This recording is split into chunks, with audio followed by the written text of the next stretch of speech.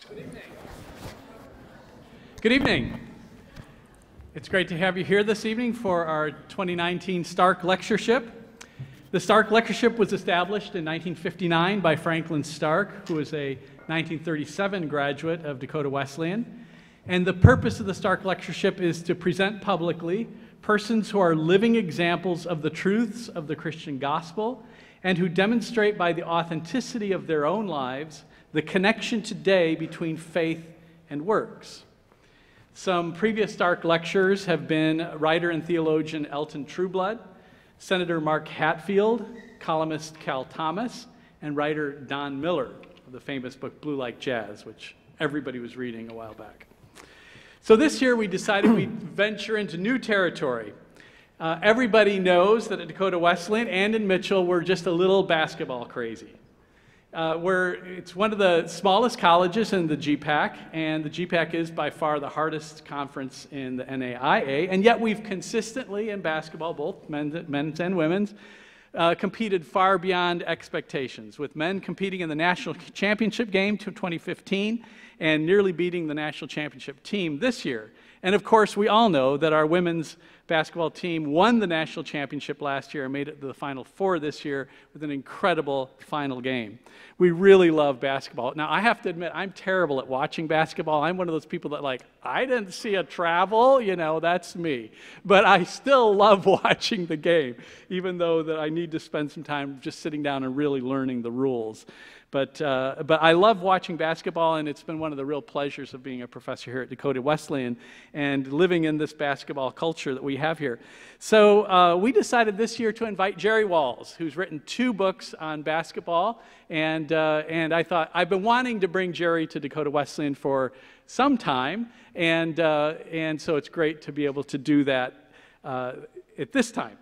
So Jerry was my seminary professor at Asbury in the early 90s. And I loved Jerry's courses. In fact, my initial plan was to do a PhD in philosophy because I just loved studying philosophy with Jerry. And so I loved Jerry's courses and took many of them, and not a lot of philosophers have written a book on hell. Jerry's written what is really a great book. 2 books on hell, right? A short version and then a longer version. Hell, the Logic of Damnation, and we read it, and he had just finished it when I took one of his classes, and we read it as a part of that class. I think it was actually before it was printed. It was like a print-off copy of it. And I'll tell you, it was a hell of a read. We really enjoyed Jerry's class, but my wife is not a philosopher. She just is not engaged in philosophy the way I am, and she and Jerry used to tease each other to no end. Her office was right down the hall from Jerry's. And so one day, Jerry, Kitty was like, who writes a book on hell? How do you even do that? And Jerry said to Kitty, hell for you, I think, would be having a $5 plastic purse full of cash, and the only thing you can buy is philosophy books. Now, that would be hell for you. And we all laughed about that for a while, but then we realized even a better hell for Kitty would be a $5 plastic purse filled with cash, and the only things she can buy are Jerry's philosophy books. That would be perfect hell. For me, it would be heaven, but for Kitty, it would be hell. So that actually, Jerry is not going to talk about hell today. He's actually going to talk about heaven, right? Basketball heaven. So heaven for Jerry is basketball, a good basketball game, I think. Jerry's written, as I said, 2 books on basketball. They're going to be in the back. Jerry will be signing books afterwards. If you'd like to pick up the book that he'll be talking about today, Wisdom from the Hardwood, it will be available in back. And then Jerry's longer, more philosophical book on basketball. So Jerry will be able to talk to you and visit with you and sign a book afterwards. Jason's been reading Jerry's longer book on basketball, on the philosophy book, and has been speaking it up very highly. So please help me this evening to welcome my friend, philosopher, theologian, and crazy basketball enthusiast, Jerry Walls.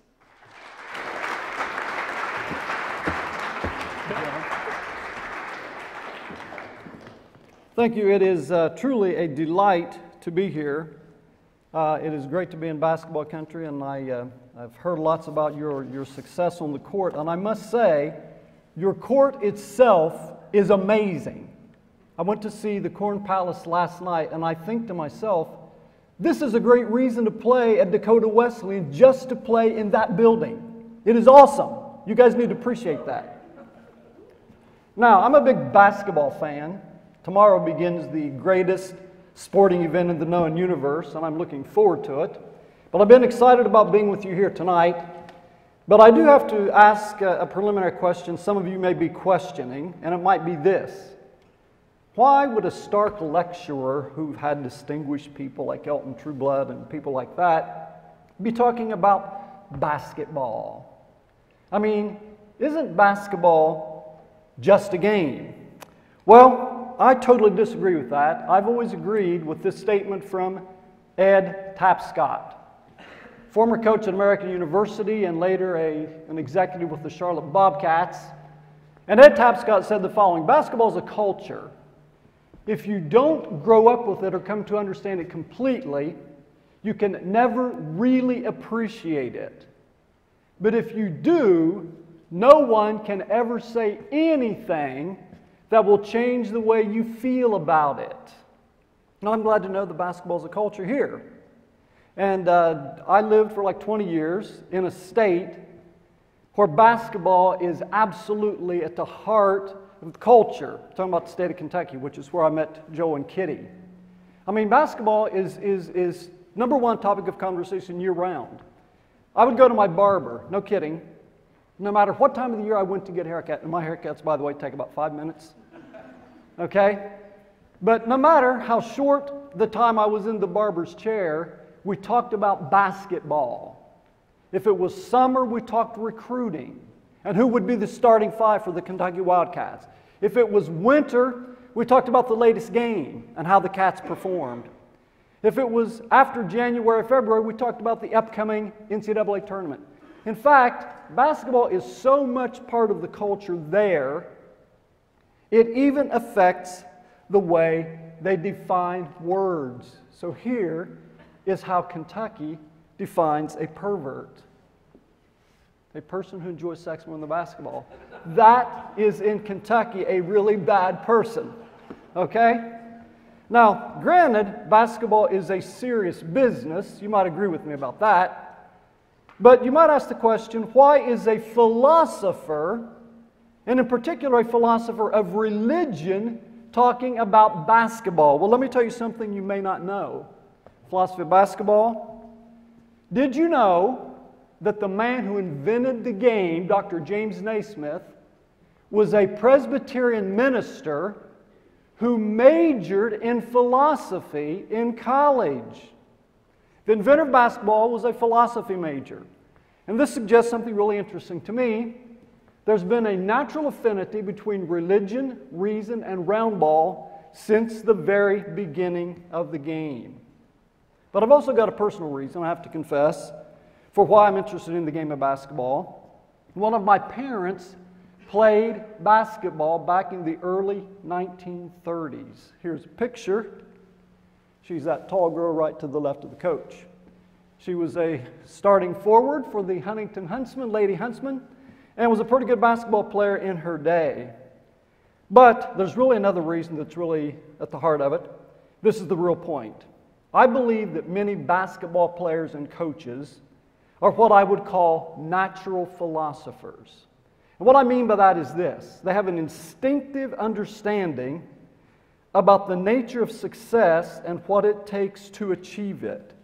So this is what we're going to be talking about this evening. Wisdom from the Hardwood, a new definition of success. So here is the first of these lessons I want you to learn. And by the way, I'm going to be telling you about some people you probably never heard of. We're going to be doing some history about basketball tonight, some people that are probably going to be new to you. And the person I'm going to introduce you to is one of those people. And here is this person, a 5'1" basketball star with a pixie haircut. What's her name? Judy Warren. And the goal, the lesson is select goals that excite you. And here's what Judy Warren said. When I was really young, when I was the only girl playing with the boys, Mom kept trying to tell me that I was too much of a tomboy and I should try to change. I didn't do it to impress anybody. I never tried to be anyone else. I did it because I loved the game. Now, you got to remember the context in which this happened. Judy Warren lived in the early 1970s. This was before the women's tournament was on TV. This was long before the WNBA. This was long before women's basketball was a big deal. And Judy Warren, you know, her parents tried to get her to be a typical little girl. They had her in band. They had her taking piano lessons. They had her in 4-H. Judy hated piano lessons. She dropped out of the band. When she was elected 4-H queen, she got deeply annoyed because she had to get her hair done because she was the queen of 4-H. None of that stuff appealed to her. But what she dearly loved, what she really cared about, was playing the game of basketball. But at that time, there just wasn't much encouragement for it. Well, she and her friends put together a team and started playing when they were like freshmen. But nobody really cared. Nobody paid attention. Nobody came to their games. They didn't have 2,500, 2,800 people rocking the Corn Palace when they played. No one really cared about them. And by the time they were going into their senior year, they were pretty good, but still no one really cared a whole lot about Judy Warren and the girls. But something happened in the summer of 1975 that changed everything. They decided for the first time they were going to have a state tournament for the girls just like they did for the boys. So Judy Warren and her friends, by this time, were pretty decent. They had a winning record, won a lot of games. No one cared. No one came to the games. First round of the tournament, they won the sectionals.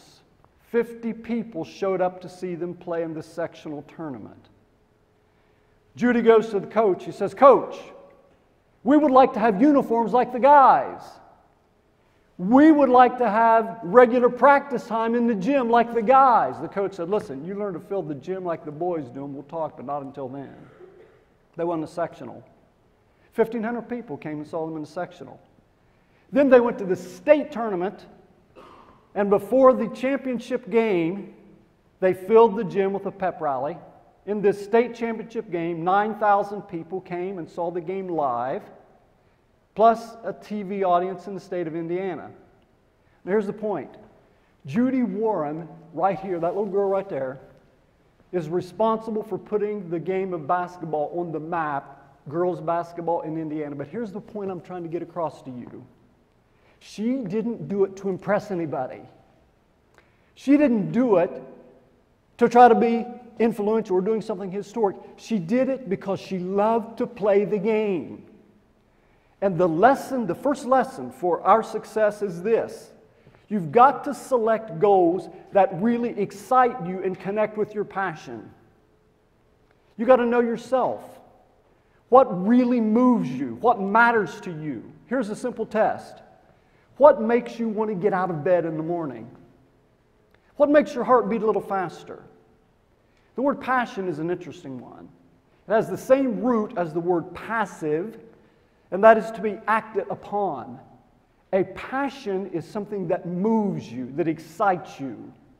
So the first important lesson from these Hardwood philosophers, detect your passion. Find out what really moves you. Passion, excitement is the natural fuel of success. Find out what that is. All right, so having an important goal that excites you is just the beginning. This brings us to the second lesson from one of my favorite Hardwood philosophers, and that is this lesson: understand what it takes to get there. And this quotation is from the General, Bobby Knight, and he's often quoted for saying, "The will to win is not nearly as important as the will to prepare to win." He's the guy on the left. Now, Bobby Knight is making a really important point that a lot of people just don't get. If you ask anybody this question, do you want to win? They will say yes. If you ask anybody this question, do you want to succeed? They will say yes. And what they typically mean when they say, I want to win, I want to succeed, is all things being equal, I would prefer to win. All things being equal, I would prefer to succeed. But the point of Bobby Knight's famous quotation is just this. Things are not equal, and one of the ways they're not equal is in the willingness to prepare to win. You see, the will to win without the will to prepare to win is harmless and totally ineffective. It is a superficial emotion that will never get you anywhere. What counts for success is having the will to prepare to win. Now, there is both a diagnostic and a volitional dimension to this important insight. So to put this in very practical terms, what Bobby Knight is telling us here is this. You need to know where you are relative to the goal you want to achieve, and you want to know how to get there. That's the diagnostic part. What is your goal, and where are you compared to your goal? Relative to your goal, where are you? You need to know that. How to get from where you are to that goal. But in addition to figuring out the goal, the map, you also have to have the will to follow through on the map and the plan that you have laid out. Because if you don't have the will to follow through on it, again, even the map is totally worthless and means little. One of Bobby Knight's most famous players that he played for him at Indiana illustrates this very well. It's a player by the name of Steve Alford. Steve Alford, before he played for Bobby Knight, played for his own father in high school, who was a very effective high school coach in the state of Indiana. And as a freshman, Steve Alford, would sometimes be put in the game, late in the game, in the closing minutes, and the fans sometimes booed him because he was the coach's son, and I thought the coach is playing favorites, shouldn't be putting his son in the game. They didn't like the fact that he got put in the game, and he averaged 1 point a game. End of the season, Steve Alford goes to his father and says, "Dad, I want to be a player. I'm tired of just this mop-up minute stuff. I want to be a player." His dad responded with these words, "Fine, you don't have to do it to please me, but if you're serious, you have got to do something different this summer than you've done in your previous summers." And I want to highlight these two words, and I want you to know the difference between them. Steve said, "I want to be a player. I want." Now here's the question. But are you willing to do what is necessary to get what you want? That's the question his father asked him. He said, "Yes, Dad, I'm serious. I want to do what it takes to get better." So his father set up for him a series of drills, 8 drills, that he practiced every day, 6 days a week, the entire summer. Between every drill, he shot free throws. So 8 drills, 6 days a week, free throws in between each of the 8 drills.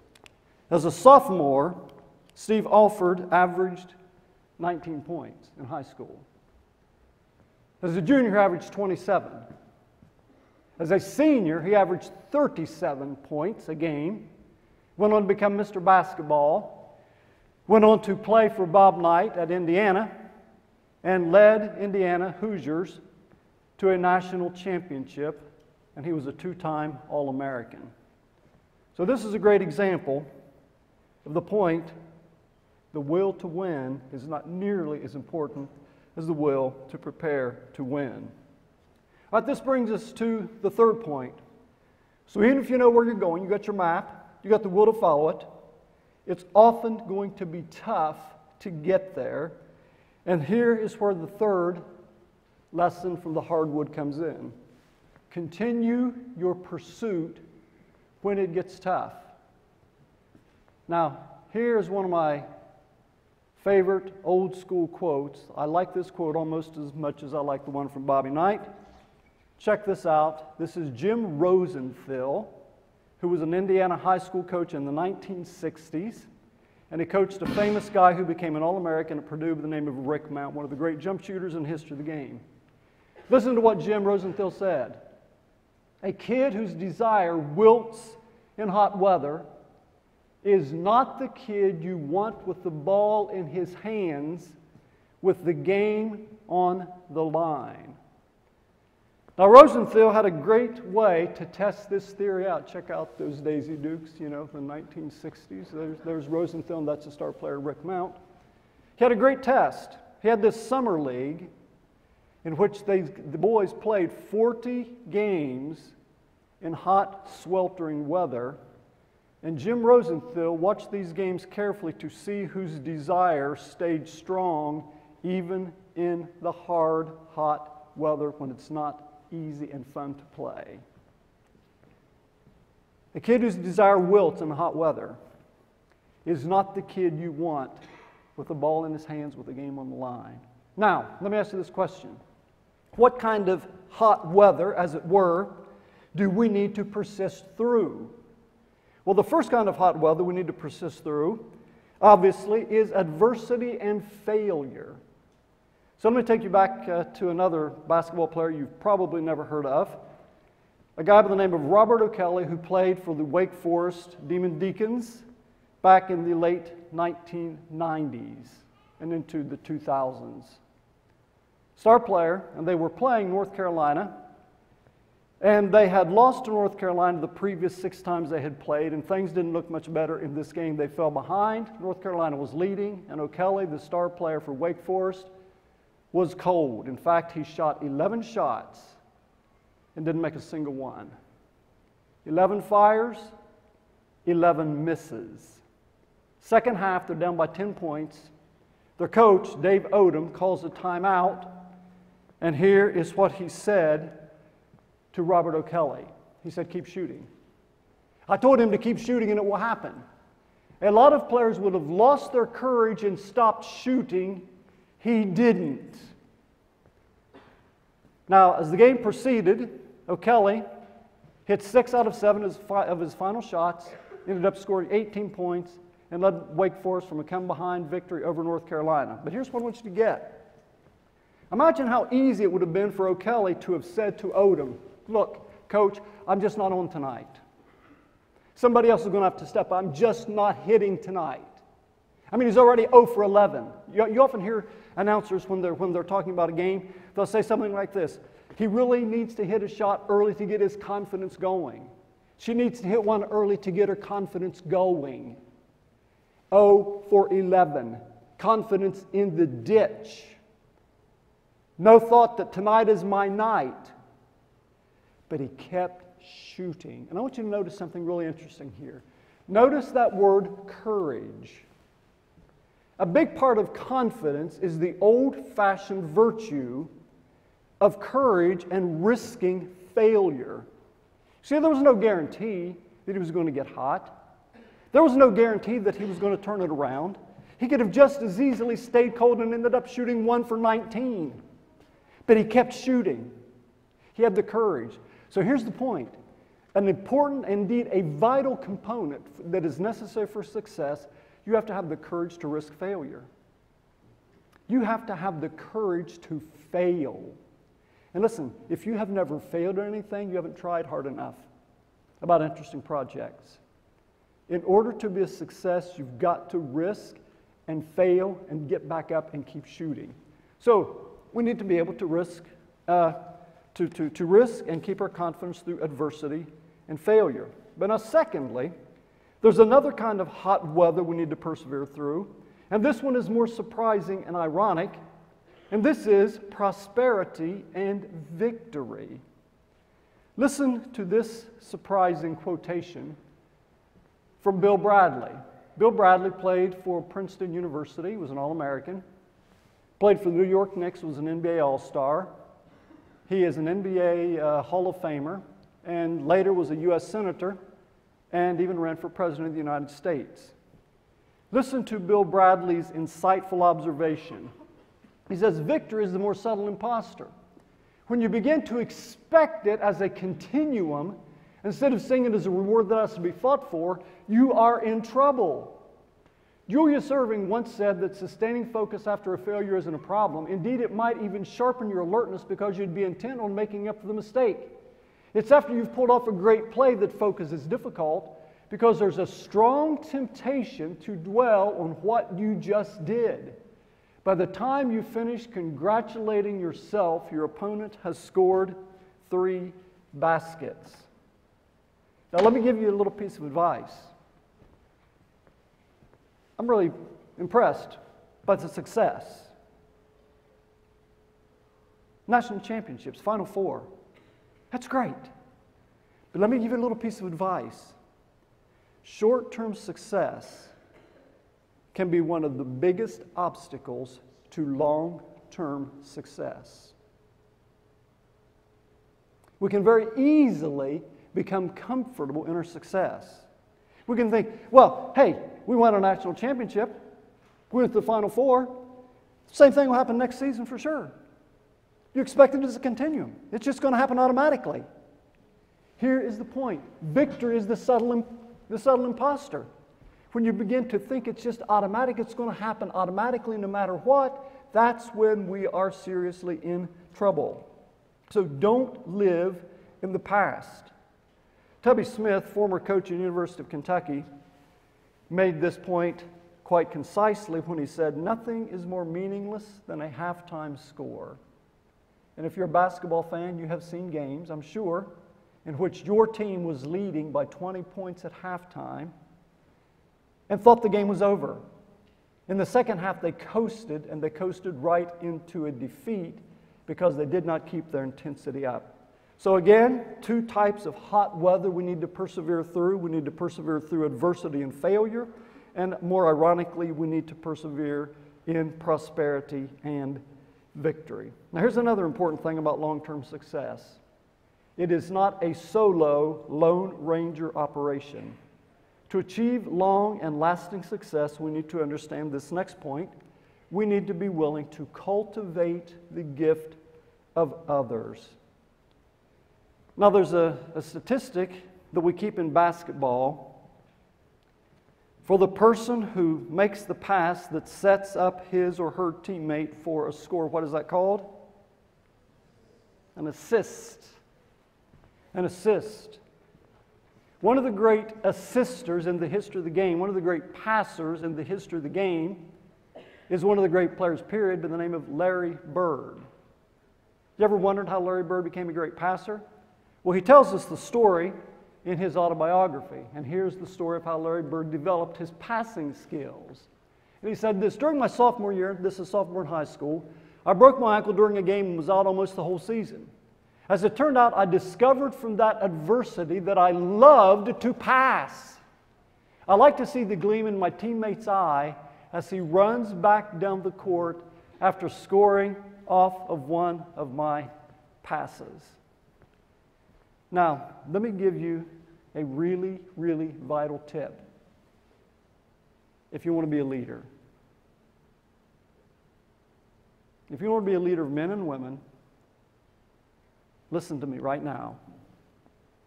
Notice what puts a gleam in other people's eyes that you are trying to lead.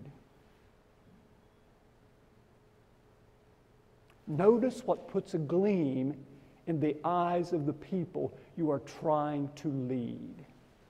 Great leaders have an instinctive awareness of this, an appreciation for this. Notice, Larry Bird said, I love to pass. I love to see that gleam in my teammate's eye. After he scores off one of my assists, I love to be the assist man. The guy that helped my teammate succeed. All right? Now, 2 other lessons about cultivating the gift of others. And here is the first one. The first one is this. Teamwork is about mutual improvement, helping other people do things you simply could not do by yourself. And here, we have learned from the general.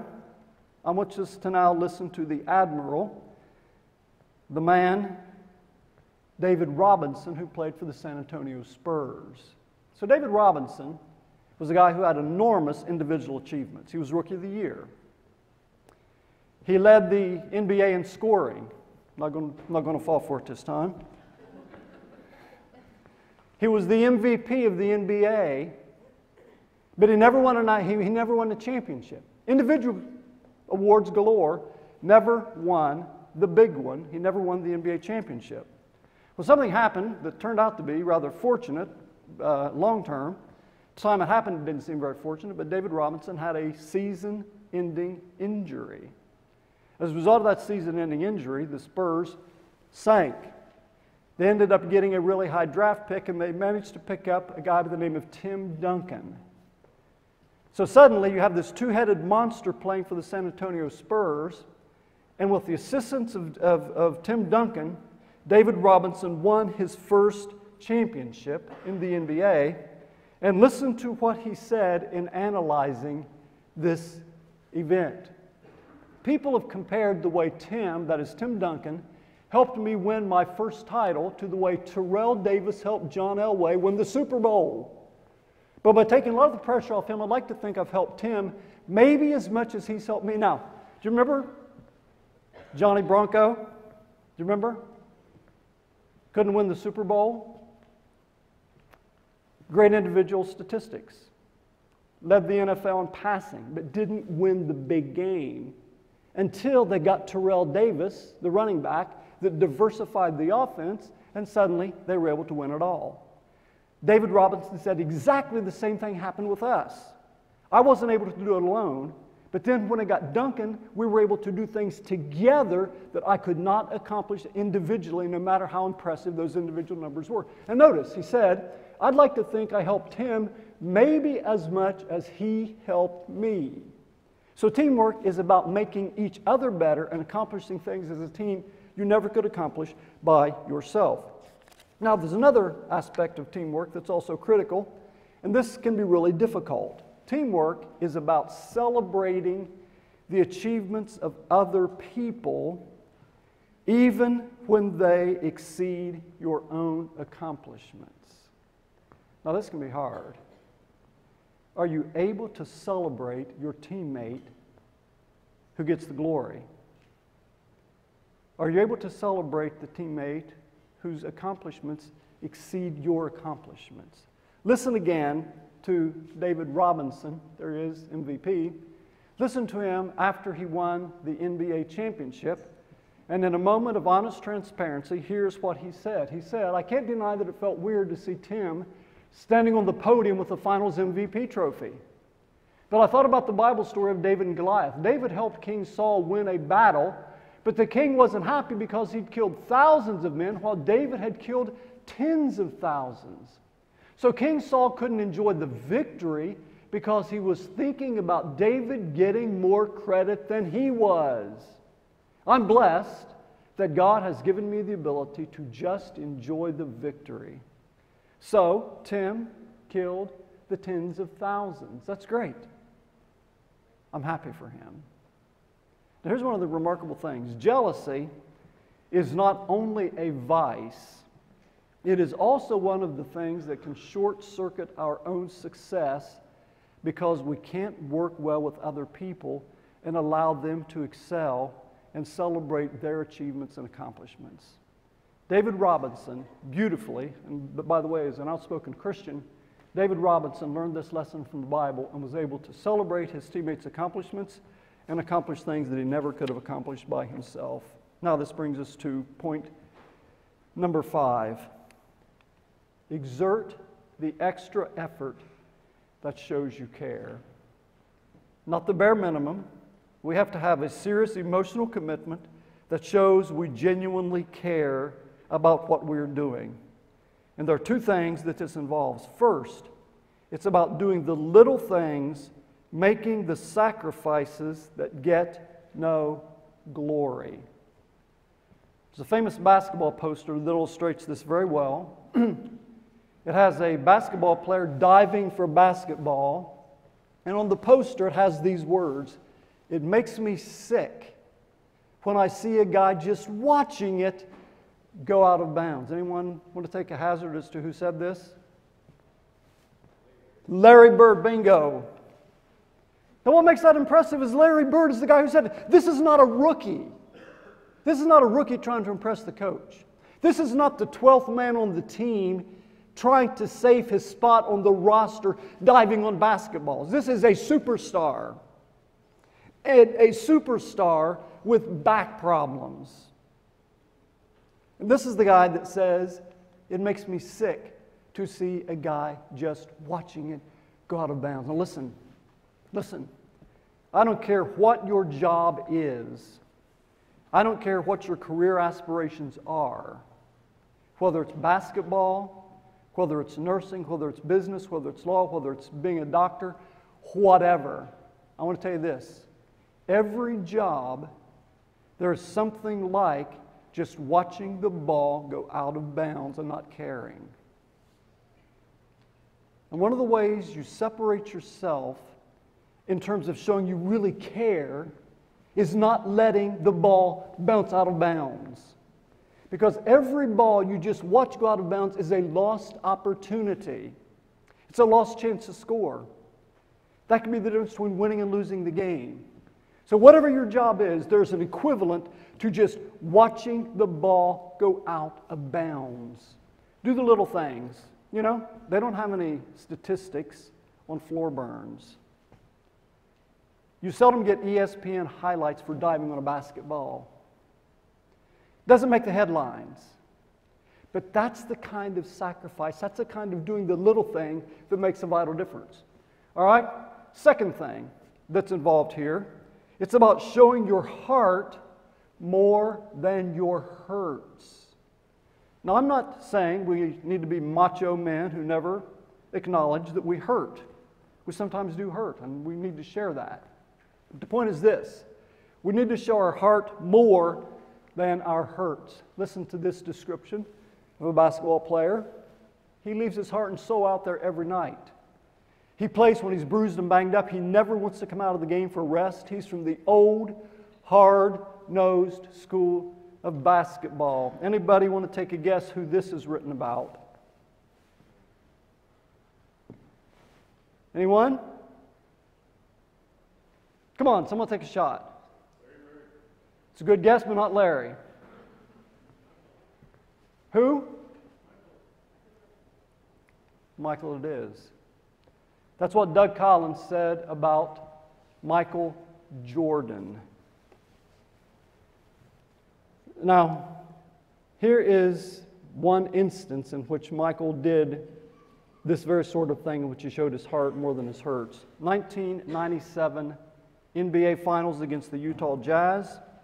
Game 5, Jordan is in bed sick with a flu and a 102-degree temperature. Now, it had been very easy for Jordan to sit the game out, but he didn't. He played. And he didn't just go through the motions. They were down by 16 at halftime. Going into the fourth quarter, they were still down by like 8. Jordan scored 38 points, 7 rebounds, 5 assists, and he had 15 of his 38 points in the fourth quarter when he was absolutely running on fumes. There's a picture of Jordan after that game. Now, when you put in this kind of effort, it makes an impression on people and it inspires them to do likewise. His teammate Scottie Pippen, next year, Pippen had back spasms and he could have sat the game out. Remembering what Jordan had done the year before, Pippen played, and again they won the championship yet again. So again, exert the extra effort that shows you care, do the little things, make the sacrifices that get no glory, and show your heart more than your hurts. This brings us to point number 6. We're getting close to the end. Size things up appropriately. Size things up appropriately. And there are 3 subpoints I want to make under this. First, don't be intimidated or distracted by irrelevancies. The fact of the matter is there are enough real challenges, real obstacles, real difficulties without us manufacturing artificial ones that are not real. Now, my favorite sports movie is a basketball movie, Hoosiers. How many of you have seen the movie Hoosiers? Oh, great. You've seen this, then you're gonna recognize this story. So in the state championship game, you will recall in Hoosiers, Coach Dale leads his boys into the gym where they're going to play the championship game. And as they walk into the building, you can tell by the look on their faces, these guys are totally intimidated, out of their element.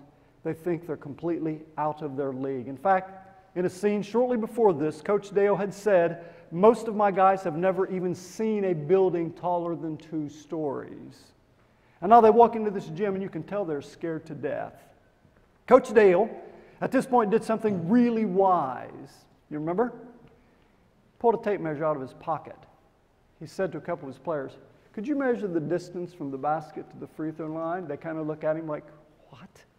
But they did it anyway. And they said, well, Coach, it's 15 feet.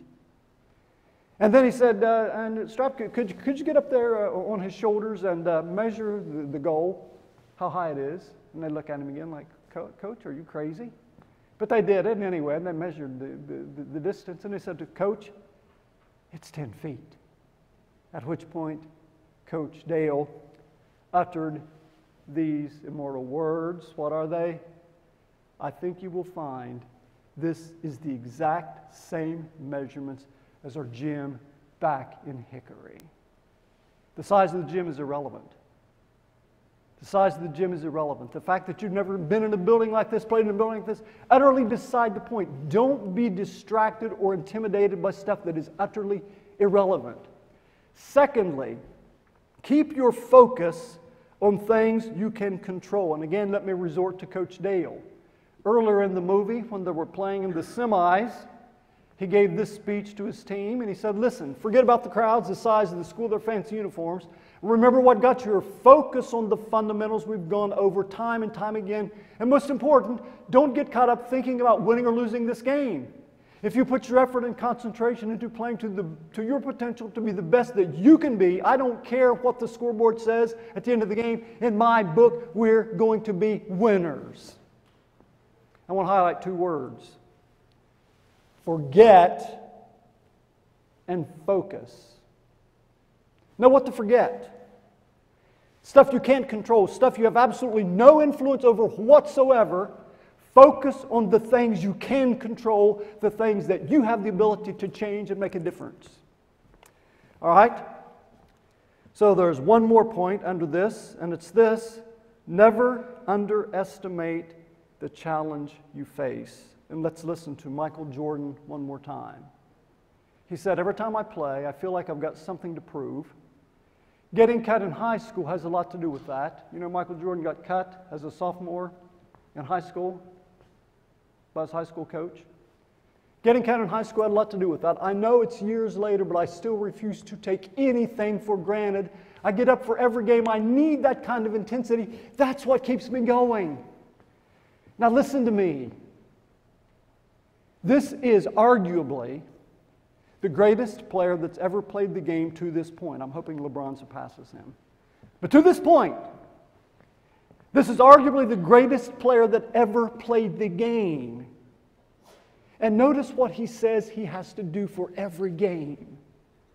I need to get up for every game. I need that kind of intensity.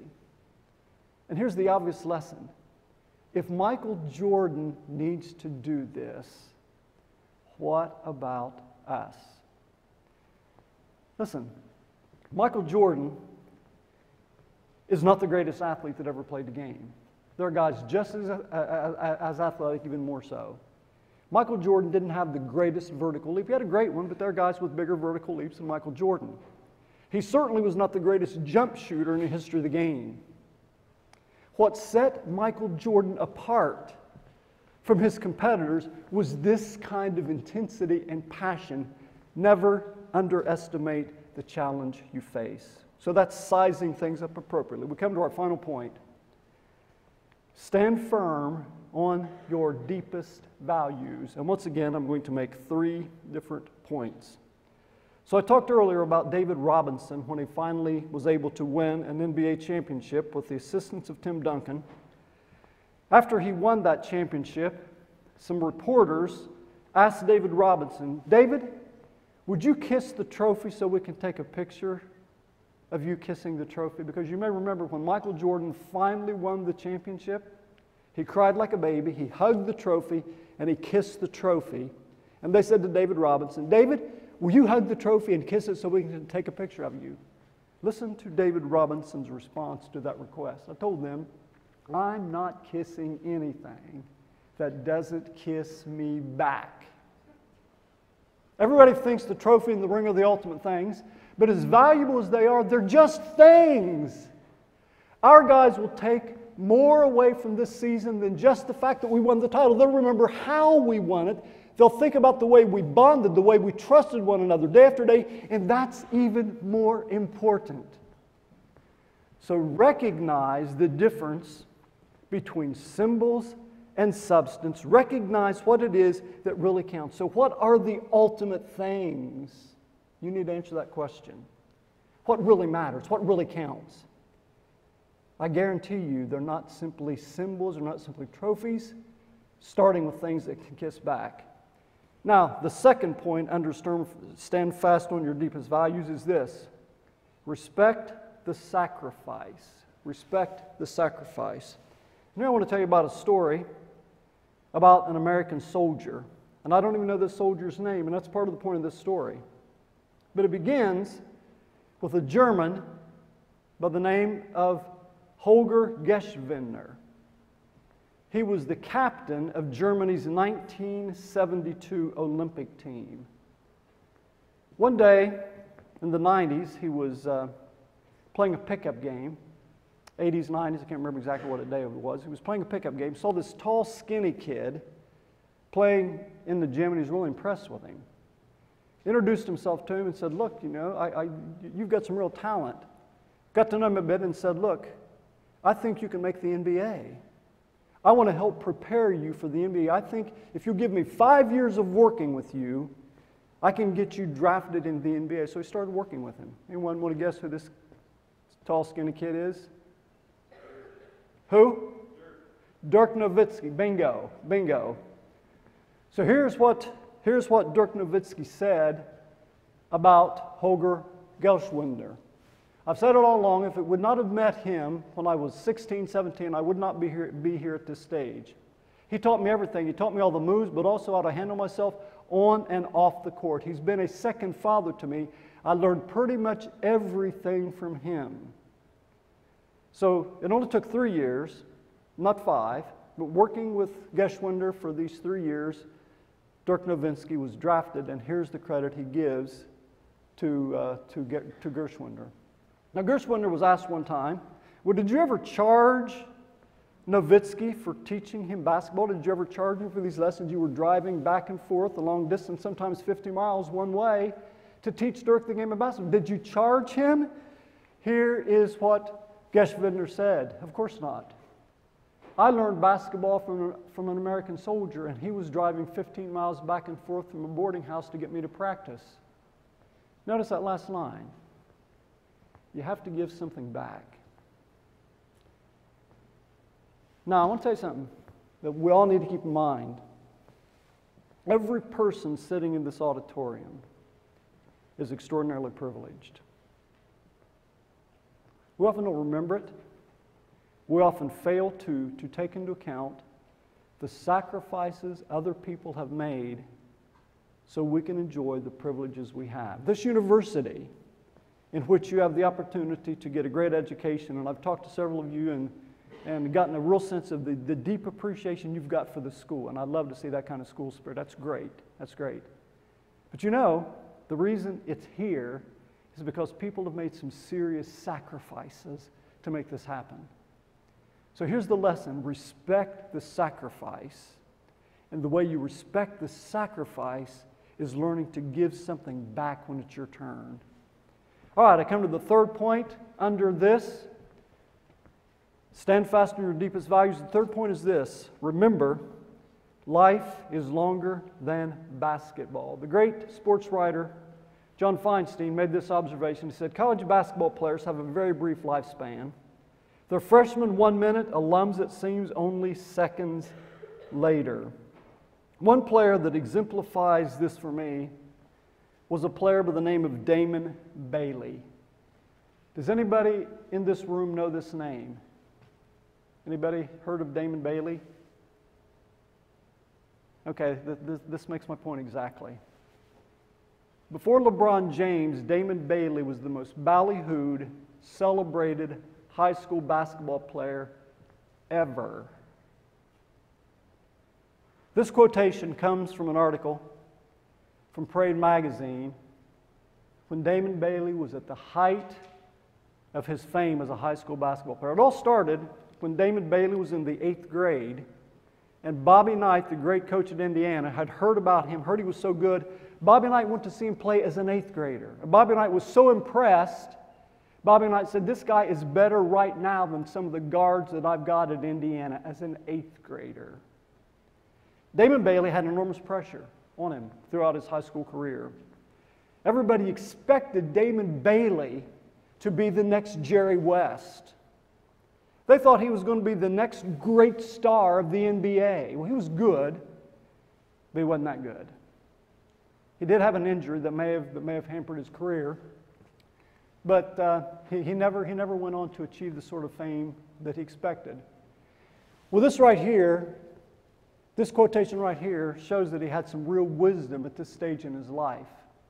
Talked about how he would get up in the morning shooting free throws in the local elementary school, and then he would help the janitor sweep the floor.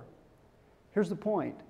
Damon Bailey, back when he was on top of the world, didn't say, "I don't need the people of Bedford, Indiana, because I'm going to be a star." He didn't say, "I don't need to care about my little hometown of Heltonville because I'm going to be the next Jerry West and I'm going to make it to the NBA." No, he said, "I'm not going to play basketball the rest of my life. I am going to be a person the rest of my life, and I want to have friends after basketball." And here's the hard truth for all of us. Basketball comes to an end all too quickly. Our careers come to an end all too quickly, whatever we are. What we are is not our job. What we are, most of all, is what we are as persons. And Damon Bailey recognized that. I read an article about him recently. Damon Bailey was back in southern Indiana, in Bedford. He owned the Hawkins Bailey warehouse, living among the people that he grew up among, where he was a high school star and a national legend that never became the next Jerry West. And I can tell you this, I'll bet you Damon Bailey's really glad now that he had that attitude then. All right? So listen, I don't know whether basketball is going to be in heaven. I hope so. I've written about heaven too, and I hope basketball is part of heaven. I mean, it's hard to imagine, heaven without the NCAA tournament, right? I mean, I hope heaven is there. Basketball, I hope it's there. But I do know this. I know people are going to be in heaven. So remember, life is longer than basketball. You're going to be a person long when your playing days are over. So let's summarize, put it all together. Put it all together. Select goals that excite you. Understand what it takes to get there. Continue your pursuit when it gets tough. Cultivate the gifts of others. Exert the extra effort that shows you care. Size things up appropriately. Stand fast on your deepest values. Put it all together, and it spells success. And I want to emphasize one final point as I step on that one more time for the last time. I want to emphasize one final point. When I talk to groups, business groups about this kind of stuff, I often have people say to me, "What's that one point you want to get across? Make sure there's that one point that everybody gets." And here's what I want you to get about meaningful success. There is no one point. It's not that simple. Success is a whole person operation. There are intellectual dimensions to it. There are moral dimensions to it. There are emotional dimensions to it. There are relational dimensions to it. There are volitional dimensions to it having to do with your will. It's all of the above. It's not one component and leaving out the rest. Genuine, worthwhile success embraces all of the above. So in concluding, let me say this to you. Have the self-awareness to choose goals that excite you. Have the self-awareness to choose goals that excite you. Have the will to prepare to win. Have the heart to dive on those loose basketballs, whatever that means in your career. Have the heart to dive on the loose basketballs. Have the courage to keep shooting even when the shots are not falling. And have the character to save your kisses for things, people that can kiss back. Thank you very much. I appreciate your attendance and your attention.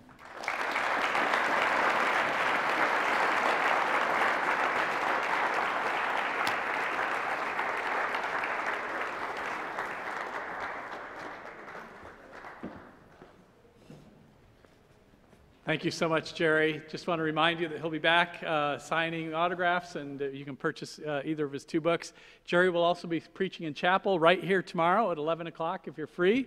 He'll be speaking on reasons to believe in God. So that will be in chapel tomorrow right here. Thank you for coming and for supporting the Stark Lectureship. Have a good evening.